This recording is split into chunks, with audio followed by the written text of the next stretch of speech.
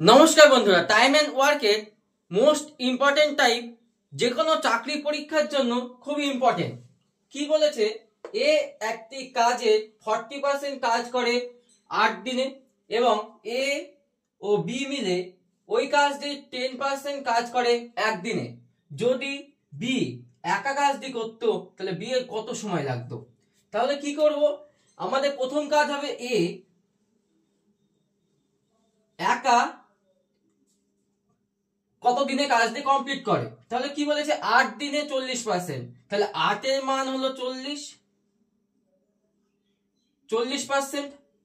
এবার আমরা সবসময় কাজকে 100% ধরি, তাহলে আমাদের 100% এর মান বের করতে হবে। 100% পার্সেন্ট কেটে গেল, 0 কেটে গেল 2, তাহলে কত হবে? 20 দিনে 20 দিন। তাহলে এর আমাদের বেরিয়ে গেল। তাহলে এবং এ প্লাস বি, সেম ভাবে আমরা এ প্লাস বি এরটা বের করব। তাহলে কি, 1 দিনে কাজ করে 10%, তাহলে 10% একের মান 10, আমাদের 100 মান বের করতে হবে। পার্সেন্ট কেটে গেল 10, তাহলে কি হচ্ছে 10 দিনে। তাহলে এরপরে তো আমরা পারবোই, আমরা শিখেছি আগের ভিডিওতে এ করে হলো 20 দিনে এবং এ প্লাস বি মিলে করে হলো কত দিনে? 10 দিনে। তাহলে এদের আমাদের মোট কাজ বের করতে, মোট কাজ বের করার কি নিয়ম, যে এদের আমাদের লসাগু নিতে হবে। তাহলে 10 এবং 20 লসাগু 20।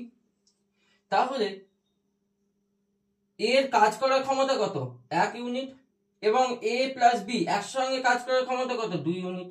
তাহলে এখানে আমরা বুঝতে পারছি এর মান হলো 1, তাহলে এর সঙ্গে আর কত যোগ হলে 2 হবে, তাহলে কত হবে? 1 সমান সমান 2 ইউনিট।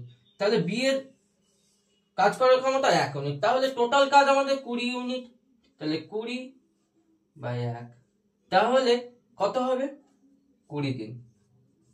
20 দিন লাগবে।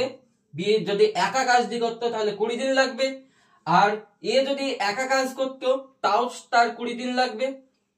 এ যদি একা কাজ করতো তাও 20 দিন লাগবে। এ প্লাস বি যদি কাজ করতে একসঙ্গে, এ প্লাস বি যদি একসঙ্গে কাজ করতো, সম্পূর্ণ কাজ করতে কত সময় লাগবে? 20/2। 2 কেন হলো?